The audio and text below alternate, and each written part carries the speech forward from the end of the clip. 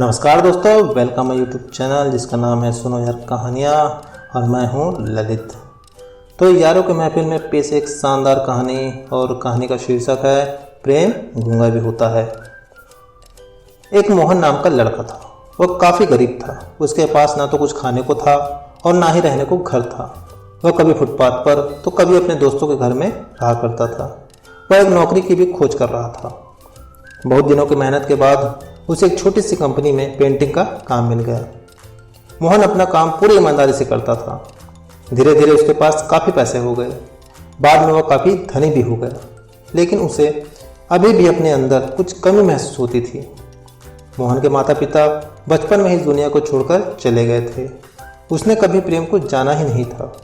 एक दिन की बात है, वह किसी काम से बाहर गया हुआ था। उसे एक लड़की दिखी जिसका नाम पूजा था, जो कि काफ़ी अच्छी और खूबसूरत थी। पूजा को पहले ही नज़र में मोहन से प्यार हो गया। वह काफ़ी देर तक मोहन को छिपकर देखती रही। कुछ देर बाद पूजा वहाँ से चली गई। मोहन का भी हाल कुछ ऐसा ही था। कुछ दिनों तक मोहन पूजा को खोजता रहा, लेकिन वह न मिली। लेकिन नियति ने मोहन से पूजा को मिला ही दिया। पूजा मोहन के घर काम की तलाश में आई थी। मोहन ने पूजा को तुरंत घर के काम के लिए रख लिया। जब पूजा मोहन से मिलने आई थी तो उस समय मोहन कुछ शब्द भी साफ से नहीं बोल पा रहा था, जिससे पूजा को लगा कि वह गूंगा है। मोहन भी जान गया कि पूजा मुझे गूंगा समझती है। इसके साथ ही साथ पूजा समझ गई थी कि मोहन इस घर का नौकर है, ना कि मालिक। अब जब भी मोहन पूजा के पास जाता तो गूंगा बन जाता है। धीरे धीरे पूजा मोहन पर काफ़ी रहम खाने लगी। अब उसे मोहन की लाचारी पर प्यार आने लगा। लेकिन पूजा एक बात से डर कर पीछे हट जाती थी। पूजा के माता पिता भी बचपन में ही मर चुके थे। पूजा को उसके चाचा ने पाला था और वह चाहता था कि जब तक वह जिंदा रहे पूजा उसका ख्याल रखे। पूजा का प्रेम हद से भी बाहर जाने लगा। मोहन भी समझ गया था कि पूजा को मुझसे सच्चा प्यार हो गया है। मोहन भी पूजा से सच्चा प्यार करने लगा था। मोहन को पूजा के चाचा के बारे में सब कुछ पता चल गया। मोहन बहुत रोने लगा क्योंकि उसने गूंगे होने का झूठ बोला था। वह काफ़ी दिनों तक उदास रहने लगा।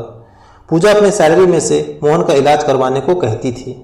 एक दिन की बात है, सुबह सुबह पूजा को पता चला कि मोहन हॉस्पिटल में भर्ती है।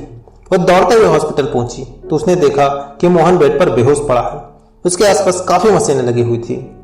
जब पूजा डॉक्टर के पास पहुंची तो डॉक्टर ने उसे बताया कि मोहन अब कभी बोल नहीं सकता है। उसने अपनी जीभ को काटने की कोशिश की है।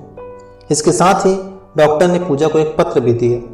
पत्र में लिखा था, मैं एक अमीर आदमी हूँ। जिस घर में तुम काम करती हो उस घर का मालिक मैं ही हूँ। मैंने तुमसे एक और बड़ा झूठ बोला है कि मैं गूंगा हूँ। इस झूठ का प्रायश्चित करने के लिए मैंने ऐसा किया। तुम मेरे घर जाकर मेरे मैनेजर से पैसा लेकर अपने चाचा को दे देना और एक नई जिंदगी की शुरुआत करना। अगर हो सके तो मुझे भी माफ़ कर देना। तुम्हारा तोसी। पत्र को पढ़ने के बाद पूजा फूट फूट कर रोने लगी। वह दौड़ते हुए मंदिर में गई और भगवान के सामने कसम खाया कि जब तक मोहन बोलने नहीं लगता तब तक वह कुछ नहीं खाएगी, भले ही वह मर क्यों न जाए। इधर डॉक्टर भी मोहन के इलाज में कोई कमी नहीं बरत रहे थे।